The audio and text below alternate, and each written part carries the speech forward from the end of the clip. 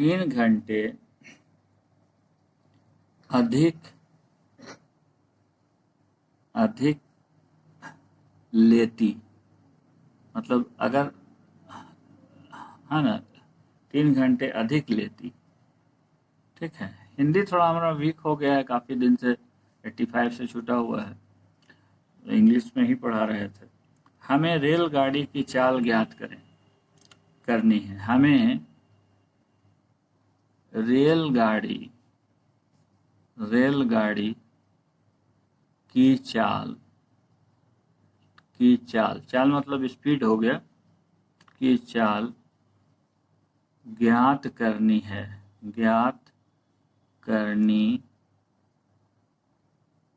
है। ठीक, यही है हम लोग का समस्या, जिसका निदान हम लोग करेंगे, समाधान हम लोग करेंगे। तो देखिए, मान लेते हैं इसका हल जो है, या इसका सॉल्यूशन जो है, या इसका आंसर जो है, या इसका उत्तर जो है मान लेते हैं कि यहाँ से हम 2 स्थान ले लेते हैं, ए और बी 2 स्थान लिए, और दोनों के बीच की दूरी है 480 किलोमीटर। और शुरू में रेलगाड़ी मान लेते हैं, रेलगाड़ी की जो चाल है, तो माना रेलगाड़ी की एक समान चाल का मतलब जो चाल फिक्स्ड है ना, चाल बराबर x किलोमीटर प्रति घंटा है। तो समय मान लेते हैं इसमें लगा t, है ना, t1। तो कितना हो जाएगा, समय बराबर जो है दूरी बटे चाल, दूरी बटे क्या होता है, चाल। तो दूरी है 480 किलोमीटर और चाल मान है x किलोमीटर, तो इतना घंटा लगेगा, इतना आवर्स लग जाएगा। ठीक है, तो पहले, लेकिन अब बोल रहा है कि इसी दूरी को, ए और बी के बीच की दूरी को, जो कि दूरी हम लोग का 480 किलोमीटर है, इसको अब तय करने में 3 घंटा ज़्यादा लगाती है। जब इसका जो चाल है, तो रेलगाड़ी की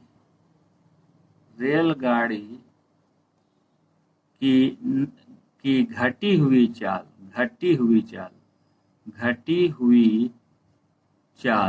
तो घटी हुई चाल हो जाएगी कितना, पहले चाल x थी, तो 8 किलोमीटर घट गया है, तो x माइनस 8 किलोमीटर प्रति घंटा है। यही है रेलगाड़ी की घटी हुई चाल। तो इस घटी हुई चाल में क्या समय लेगा, तो इसमें तो ज़्यादा समय लेगा, इसलिए कि चाल को घटा दिए हैं तो समय अधिक लेगा। तो इसमें समय मान लीजिए t2 लिया, तो ये भी आपका दूरी बटे चाल लिखना होगा। दूरी बटे चाल आपका ये है ना, तो दूरी बटे चाल जो है आपका जा करके फार्मूला हो गया, सूत्र हो गया, समय बराबर दूरी बटे चाल। ये होता ही है आपका समय बराबर दूरी बटे चाल, या दूरी बराबर चाल गुने समय। इस तरह से भी याद करते हैं बच्चा लोग, दूरी बराबर चाल गुने समय भी लिखते हैं, या समय बराबर दूरी बटे चाल। तो यहाँ पर दूरी तो वही है 480, लेकिन इसका जो चाल है 8 किलोमीटर घट गया है, तो x माइनस 8 हो गया। इसको मान लेते हैं हम लोग 2। अब बताइए इन दोनों में t1 और t2 में कौन सा समय ज़्यादा होगा।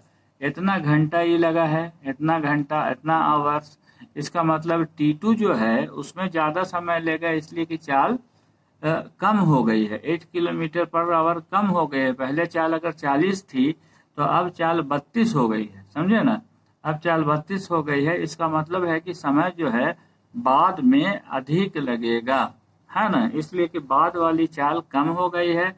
अगर हम मोटरसाइकिल या कोई भी चीज़ को, कोई भी गाड़ी को अधिक चाल से चलाएंगे तो समय कम लगेगा, और चाल कम से चलाएंगे तो समय अधिक लगेगा।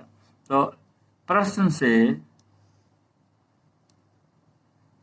से t2 माइनस t1 बराबर 3 घंटा अधिक लग रहा है, तो 3 घंटे, तो 3 घंटे यहाँ पर लिख देते हैं। t2 is greater than t1, है ना, t2 है बड़ा होगा।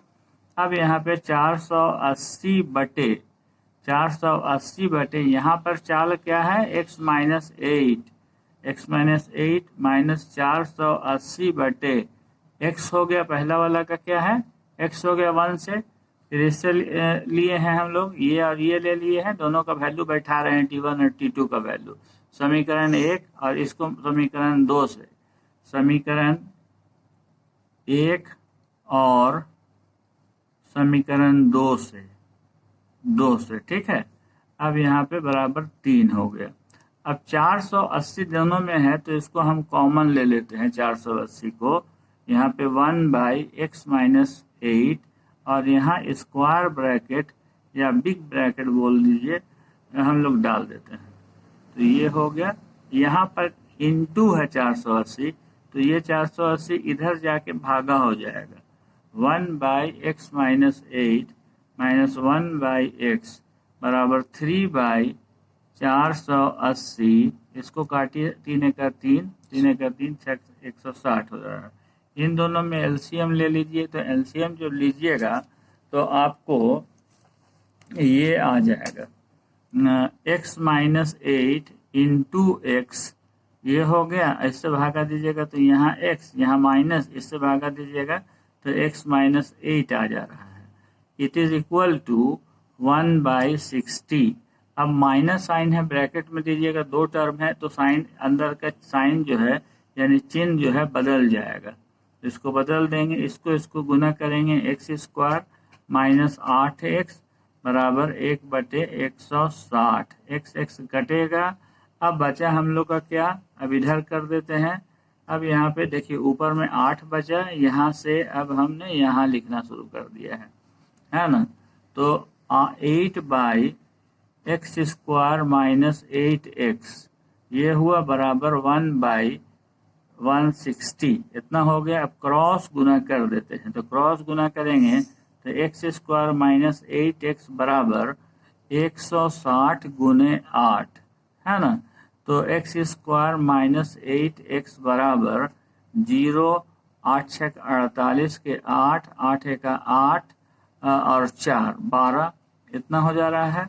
0 8 6 48 के हो गया आपका 8, 4 निकला, 8 एका 8 और 4 12, तो यहाँ इसको इधर ले आएंगे, x square minus 8x minus 1280 बराबर 0, ये समीकरण का नाम दे देते हैं 3। यही समीकरण है जिससे हम लोग x का मान निकालेंगे और x का मान हम लोग को रेलगाड़ी की चाल को दे देगा। तो अब हम लोग x का मान निकाल लेंगे। अब देखिए यहाँ पे हम लोग यहाँ पे देखेंगे कि अगर इसको हम लोग द्विघात समीकरण के स्टैंडर्ड फॉर्म से कंपेयर करते हैं यानी तुलना करते हैं, तो एक्स स्क्वायर का गुणांक 1 है और b जो है माइनस 8 है और c बराबर माइनस 1280 है। a और c को आप लोग गुना कर दीजिएगा, 1 इंटू माइनस 1280 हो जा रहा है, तो ये हो गया माइनस 1280 और b बराबर जो है वो माइनस 8 हो जा रहा है। आपको नेगेटिव नहीं लेना है और आभाज्य गुणनखंड करना है 1280 का, तो आभाज्य गुणनखंड करते हैं। 2 से भागा दिया 6 4 0 और 2 से भागा दिया 3 2 0, फिर 2 से भागा दिया 160, फिर 2 से भागा दिया 80, फिर 2 से भागा दिया 40, फिर 2 से भागा नहीं, अब नहीं देना है भागा, हम नहीं देंगे है ना। अब आप लोग देखिए, आप लोग भागा दीजिएगा और हम लोग को 2 नंबर इस प्रकार से चुनना है कि जिसका जोड़ या घटाव b के बराबर हो, -8 के बराबर हो, जिसका जोड़ या घटाव प्लस या माइनस -8 के बराबर हो और जिसका गुणनफल